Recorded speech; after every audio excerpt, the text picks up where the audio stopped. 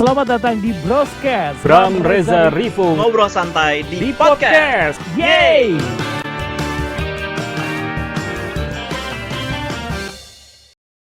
Halo, balik lagi di Broscast. Bram Reza Rivo ngobrol santai di Broscast. Kali ini Bram dan Rivo yang akan mandu episode kali ini. Karena tamunya juga spesial, akhir tahun. Siapa, Vo? Sutradara Anggi Umbara. Wah, thank you Mas sudah datang ke Typing Indonesia yang menjadi set kita untuk episode kali ini. Thank you Typing juga yang sudah menyediakan tempat untuk beberapa episode kemarin ya, dengan tempat yang indah, luas.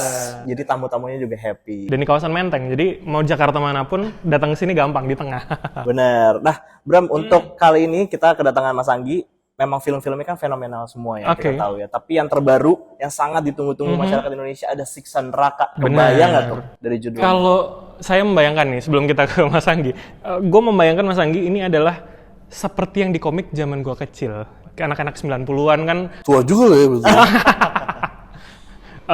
Mungkin ya. Milenial masih mau menanggapi apa? Lebih tua dari Z lah, milenial. Tapi mengingat itu kan sangat apa ya, sangat vulgar, ekstrim gambarnya. Nanti sebenarnya kita pengen tanya di filmnya segitunya apa enggak gitu. Tapi sebelum ke situ ya, gue penasaran sama Mas Anggi nih. Sebenarnya dari beberapa film yang kita juga nonton mungkin dari zaman kita remaja gitu ya, mengikuti karya-karyanya, ada sebuah nilai yang kayaknya Mas Anggi sangat antusias untuk mengangkat gitu ya, kehidupan setelah kematian, refleksi gitu. Itu dari mana sih Mas, punya background apa sampai kok sepertinya dengan tema-tema seperti itu dekat sekali film-filmnya? Ya pastinya emang dari kecil emang mempelajarinya kan itu kan diajarin secara agama bahwa emang kehidupan di dunianya cuma sementara gitu kan, sebentar doang nih kita lewat nih gitu kan. Rasanya lama sih tapi sebenarnya nggak lama gitu kan. Itu sebenarnya udah diajarkan dari kecil kan bahwa ada beberapa alam kehidupan dan ini sekarang kehidupan di bumi, nanti akan lanjutnya ya di akhirat gitu kan. Sesuai dengan nama band saya juga gitu kan. Purgatory kan juga tentang akhirat juga. Jadi apa ya, lebih mengingatkan kita tentang di afterlife pastinya, memacu kita untuk bersikap dan berlaku lebih baik lah. Itu berarti nilai yang memang ditanamkan di keluarga Mas, maksud dari kecil? Ya, di keluarga dan di lingkungan kita juga ada ketemu teman-temannya juga yang nyambung lah, yang sejalan bareng gitu. Karena sinopsisnya sama banget nih dengan kehidupannya Mas Anggi nih. Memang anak-anak yang ada di film ini dari kecil mereka sudah ditanamkan nilai-nilai soal surga dan neraka. Oh gitu. iya. Nah ini menjadi pertanyaan berarti. Ini langsung aja ya. Kalau di komik itu kan tidak terlalu banyak background story. Maksudnya ya berbuat apa, akibatnya apa. Kebanyakan kan mostly adalah ilustrasi afterlife aja. di nerakanya. Nah kalau dicerita segampang itukah memindahkan, mengadaptasi? Enggak. Pastinya setiap medium berbeda kan. Komik apa, kalau novel kayak apa, kalau radio kayak apa, kalau film kayak apa, TV juga beda gitu kan. Nah, ini kalau film tuh dengan durasi 90 menit sampai 200 menit ini ya kita bikin 3 babaknya, ceritanya seperti apa, terus karakter buildingnya juga mau gimana gitu kan, mau sentral karakternya siapa, terus kalau mau ada antagonis, ada protagonisnya siapa kayak gitu. Jadi tetap mengikuti struktur gimana sebuah film itu dibuat sih. Nah ini yang kita adaptasikan ke film. Jadi yang kita ambil sebenarnya ya poinnya tadi kan, kalau berbuat dosa dihukumnya seperti apa di akhirat. Itu sih poin-poin yang mau kita artinya angkat. fondasi untuk background story-nya lebih kuat kan, misalkan dengan arwah apa yang saya lihat di trailer ya. Iya, sebenarnya makin kesini kan secara komiknya gitu kan, dulu nggak berwarna, makin di sini tuh makin berbeda-beda kan. Ada yang baru-barunya sih ada tuh cerita-cerita tentang orang yang saya pernah baca tuh yang dia nabrak lari lah gitu, terus dia ada mabuk-mabukan, ada yang judi, akhirnya kayak apa. Ada tuh di cerita yang baru-baru kesini ini ada, tapi kalau yang dulu emang nggak ada kan. Nah kita memilih untuk diangkat dari keluarga ustadz gitu kan, jadi terus yang udah diajar agama lebih anaknya 4, terus bapak ibu yang bahagia banget gitu kan. Nah, ini sebenarnya itu kita memilih kesana untuk lebih dekat ke masyarakat kita sih itu. Dari kecil kan kita kan memang secara keluarga ya pasti diterapkan dengan nilai-nilai seperti itu gitu kan. Nah, ini pemilihan kesana lebih dekat sih gitu kan. Nah makanya Setelah nonton banyak juga yang bilang, oh mau dosanya kenapa nggak yang lebih parah, yang korupsi lah, yang apa. Maksudnya itu terlalu Menyesuaikan masyarakat sekarang maksudnya ya.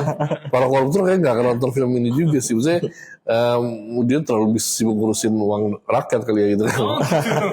Maksudnya kita Ada juga di masa kita. kita ngasihnya emang penonton kita targetnya adalah keluarga nih gitu. Jadi yang udah kita dekatkan ceritanya dengan keluarga juga. Itu Gitu. sebetulnya itu jadi kayak reminder buat kita bahwa ya dosa kecil aja tuh ada dampaknya loh. Gitu. Jadi dosa kecilnya segitu gimana kalian untuk melakukan dosa yang rakyat. gitu. Nah, ini kan biasanya kalau dalam film itu skenario kan ditulis sama Mbak Lele Lele ya, Lele, gitu ya, dan tim mungkin ya. Nah, dari director sendiri ada nggak mungkin value yang wajib ada di dalam adaptasi ini, Mas? Karena kan dari awal mungkin ngedevelop bareng, kemudian apa yang wajib ada di skenario itu kalau di awal? Director statement sih tetap harus ada ya. Maksudnya di semua film yang saya buat saya coba masukkan yaitu statement saya apa nih untuk film ini gitu kan. Ya, apa yang mau saya angkat, apa yang mau saya bicarakan, apa yang mau saya kemukakan, gagasannya apa, statementnya apa gitu. Nah itu yang saya masukin sih. Lele dari awal dia udah punya sinopsis, dia udah bahas ke produser udah oke segala macam. Baru bahas ke saya, kita juga bertiga akhirnya bahas di bareng-bareng dengan timnya gitu kan. Ya udah yang saya masukkan ya masukan dari saya adalah begini gitu kan. Endingnya tadi nggak seperti itu, akhirnya di adjust sebenarnya, oh jadi ada sedikit twist, ada sedikit ini gitu. Jadi ada sedikit flavor Anggi Umbaranya sih ada dikit gitu kan. Walaupun awalnya emang kita maunya bikin cerita sesimpel mungkin gitu kan biar bisa masuk ke semua orang gitu. Tapi ternyata ya itu saya masukkan sedikit-sedikit. Terus statementnya apa, ada tuh di awal dan di ending juga ada statement yang jelas yang keluar dari saya gitu, terutama pas lagi editing sih. Oh ini kayak masukin ini nih. Gitu.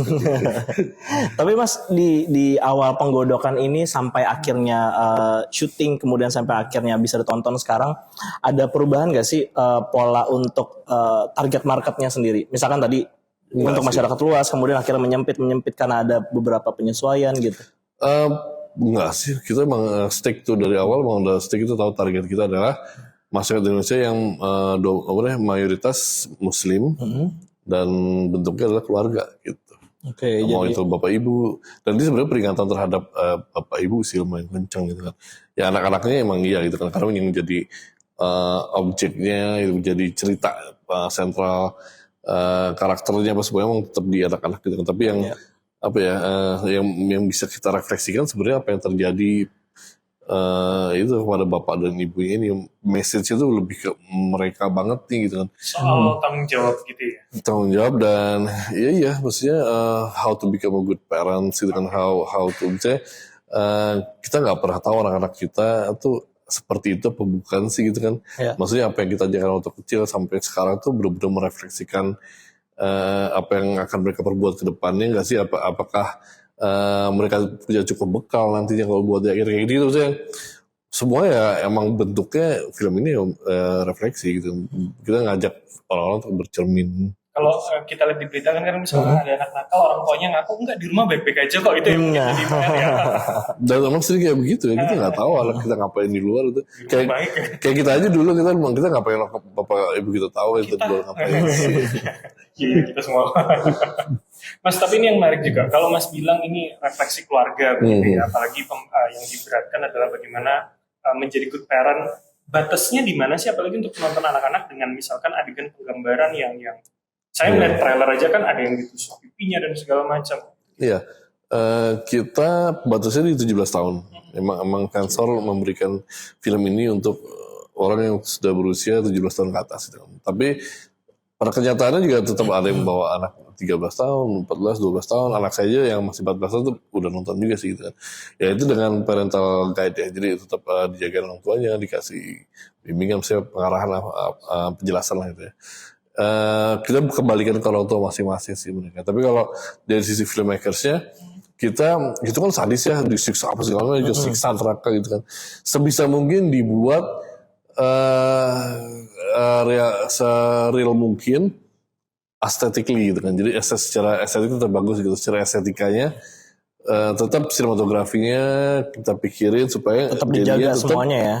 Tetap sinematik, tetap indah dilihatnya. Jadi nggak cuma asal kayak 3 GPM cocok gak gitu yang jadi kan memang grit banget yang terlalu bikin muntah gitu. Nah ini kita coba sebisa mungkin tetap estetik gitu kan, posisi komposisi gambarnya, terus yang uncatan darahnya apa segala macamnya gak terlalu harsh gitu, gak terlalu, kita buat juga lebih santun sih, Lebih santun. siksaannya lebih santun gitu. Jadi tahu santun versi Gimbal.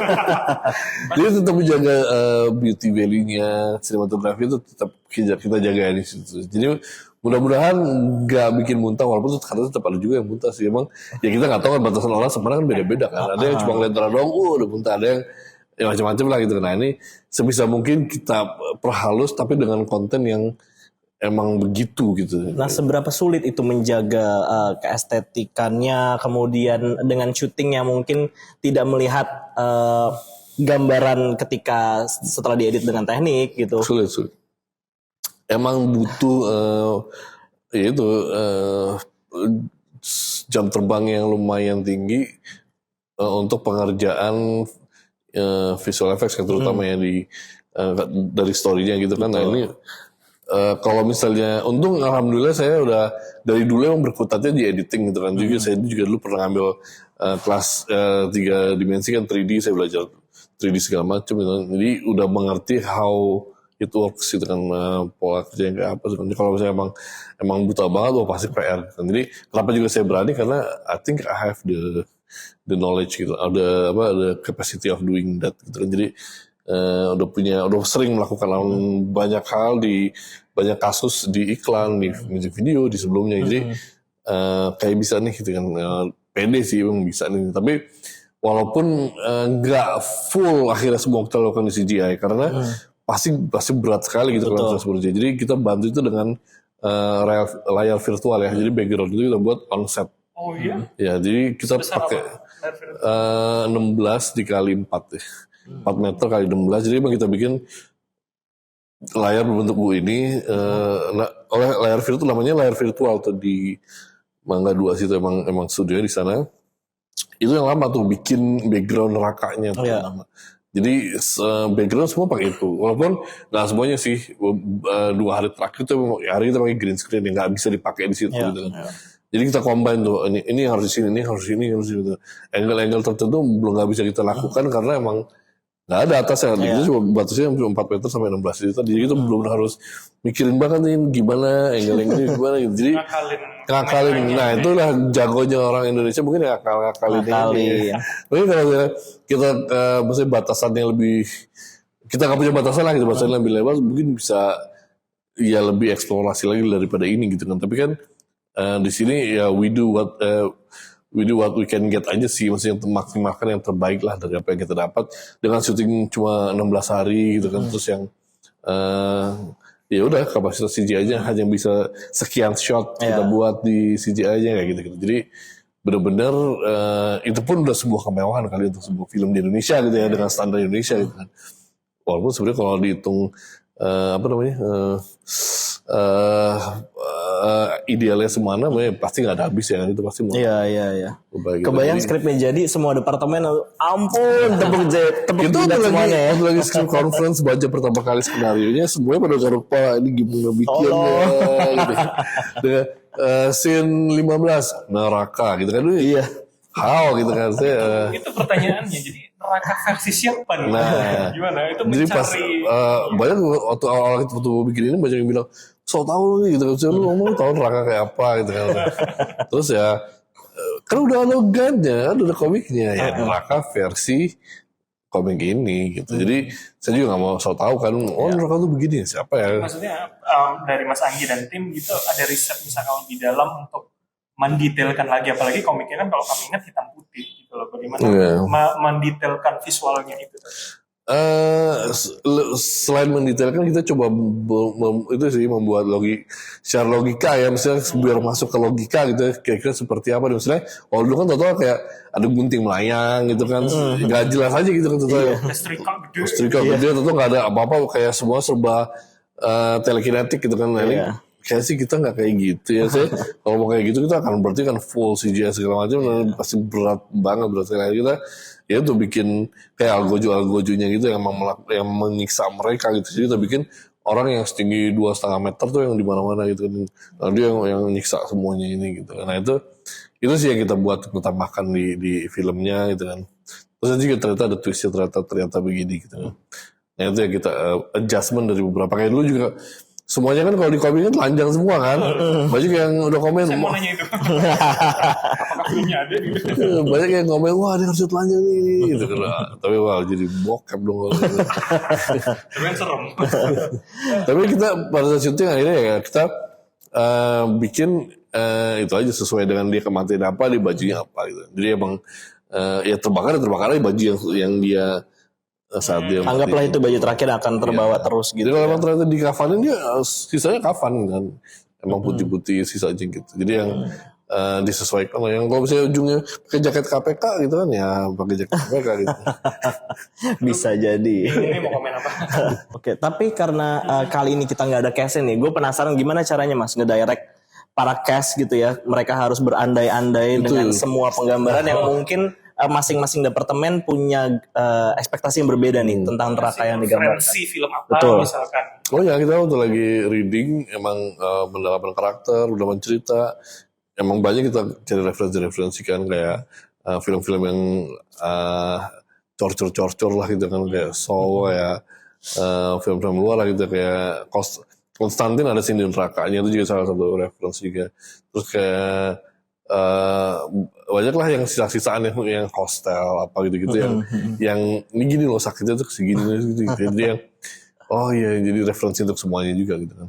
Pada saat syuting ternyata syutingnya emang enak kan, maksudnya di studio dengan adem dan susah nih gitu kan. Jadi emang Jangan-jangan AC-nya matiin aja deh biar panas ke neraka gitu. nah kalau saya dimatiin XR-nya nggak jalan apa jadi XR-nya tuh butuh 10 AC baru diarat gitu bang.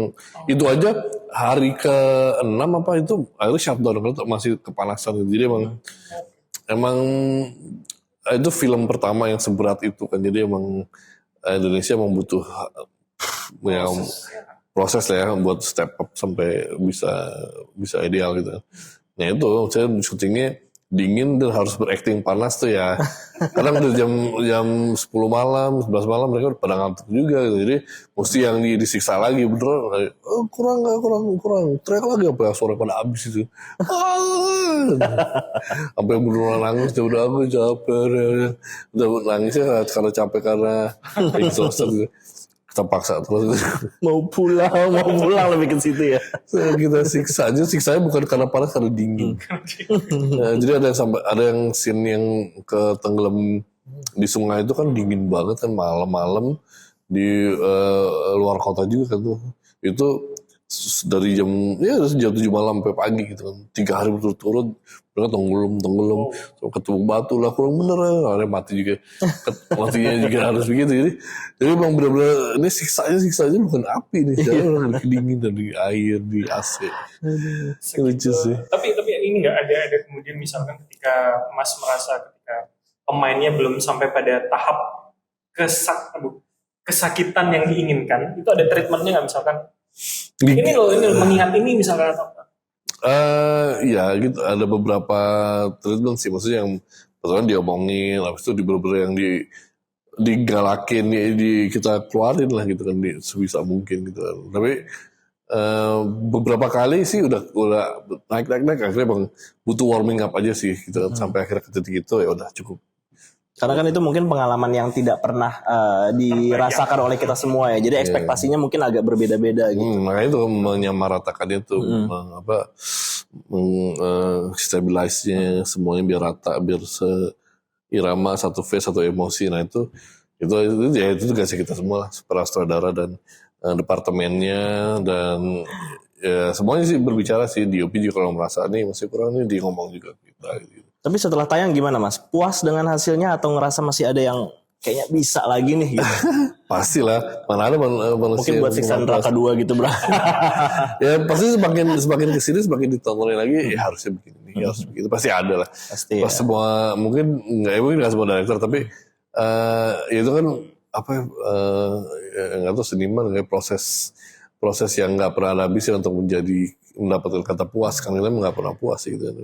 Tapi ya bersyukur ya kita akhirnya sampai di tahap ini yang kita sendiri dulu bakal mikir, gila, is it possible to do this gitu kan. Akhirnya sampai selesai itu lega aja sih. Ada sebuah level baru yang dicapai ya. Tantangan dalam ya, kebahagiaan dari sebuah pencapaiannya itu yang paling berasa sih. Saya, wah kita udah bikin raka loh, kita kan udah berhasil achieve sampai sini. Nah itu ada, kita udah melakukan yang terbaik. Walaupun banyak juga yang bilang, wah ini reviewer atau kritik atau apa yang pasti ada aja nggak pernah puas kan. Maksudnya mereka ya nggak apa-apa gitu kan, maksudnya we did our best. Kalau emang belum memuaskan mereka atau belum nggak sesuai dengan ekspektasi mereka, ya nggak apa-apa juga kan, gitu kan. Atau mungkin itu memang bukan buat mereka aja, not their cup of tea kan. Mungkin mereka pengen siksaan yang lebih berat, atau mereka pengen ceritanya yang lebih jelimet, atau ya itu kan pendosanya harus yang ini gitu. Itu balik ke selera masing-masing. Balik ke selera masing-masing, dan pemilihan ya keputusan yang kita buat nggak ke sana gitu. Lebih ke sana sih. Kejahatannya sederhana, bukan soal penyelewengan kekuasaan ya. Bukan tentang korupsi kan tadi kan, bukan tentang genocide atau kayak ya macam-macam lah itu kan. Ke kriminal perang apa segala macam. Waduh ya. Tapi kalau tolak ukurnya Mas Anggi dalam membuat sebuah film itu kesuksesannya diukur dari apa, Mas? Apakah jumlah penonton atau kritik dari teman-teman sinias atau apa biasanya? Kalau saya lebih ke film ini memberikan apa gitu. Jadi yang apa sampai ke penonton ini bisa menyentuh mereka, memberikan perubahan terhadap mereka. Oh itu sih ke pencapaian terbesar saya gitu kan. Value-nya nyampe ya. Value-nya nyampe dan memberikan perubahan yang baik ya gitu, memberikan gagasan, apalagi membuka perspektif baru terhadap para penontonnya. Itu pencapaian terbaik sih menurut saya. Gitu. Atau menjadi tolak ukur baru tentang set neraka gitu ya. Kalau film-film berikutnya di Indonesia kalau secara teknis pasti ya itu explore sesuatu yang baru, dapat pengalaman yang baru, jam terbang yang baru lagi, tes kasus yang mungkin berhasil atau nggak berhasil. Nah, itu yang kita dapat lah pengalamannya itu. Jangan-jangan nanti berikutnya akan membandingkan, wah nerakanya Anggi Umbara lebih bagus nih daripada ini misalnya. Iya, itu tetap ada dua sisi sih. Maksudnya satu sisi yang untuk berjalan roda industri kan tetap pencapaiannya harus laku, harus bisa kembali modal, memberikan keuntungan, menjadi berkah untuk semuanya, untuk pembuat dan industrinya, untuk yang memberikan modal, dan penonton juga terpuaskan gitu. Nah itu pencapaian yang umum lah gitu kan. Tapi kalau lebih ke personal sih, ya itu tadi pesannya nyampe, apa yang orang nonton jadi mikir balik, merefleksikan dirinya, itu sih pencapaian yang terbaik kalau menurut saya gitu ya. Terakhir Mas Anggi, jadi film ini akan menjadi standar baru kah untuk seorang Anggi Umbara, apalagi misalkan film berikutnya ya pengennya lebih lagi dengan tantangan dengan... Iya pasti. Tantangan teknikal intinya lebih berat, untuk storytellingnya bisa lebih bagus lagi, dan untuk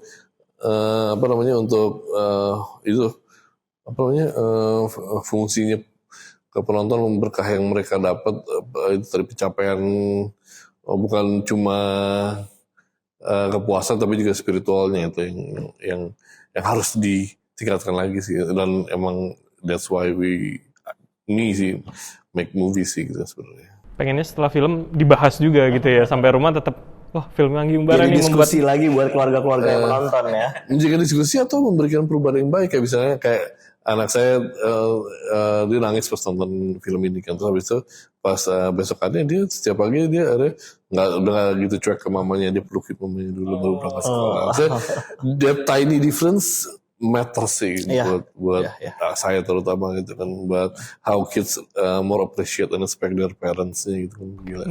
Termasuk juga apresiasi dari penonton ya, yang kita juga butuhkan untuk semua film Indonesia. Sekarang senang banget ngeliat di layar tuh film-film Indonesia sudah jauh lebih banyak jumlahnya dibandingkan film Hollywood gitu. Itu juga sebuah pencapaian untuk industri perfilman kita gitu. Betul. Oke, semoga film ini juga nanti ditonton oleh banyak sekali orang, termasuk penontonnya Broadcast juga setelah melihat review ini nanti akan menjadi penonton-penontonnya film-film Indonesia yang kita bahas kemarin-kemarin, dan termasuk Siksa Neraka. Mudah-mudahan Mas Anggi untuk film-film berikutnya sukses, untuk syutingnya yang sedang berjalan dan juga perencanaan-perencanaan film berikutnya. Gitu. Oke, Bro. Oke, kalau gitu kita akan kembali lagi di episode selanjutnya. Film apa yang mau kamu tonton dan lihat reviewnya, tulis di kolom komentar. Sampai ketemu di episode berikutnya. Bye-bye. See you. Avatar dong.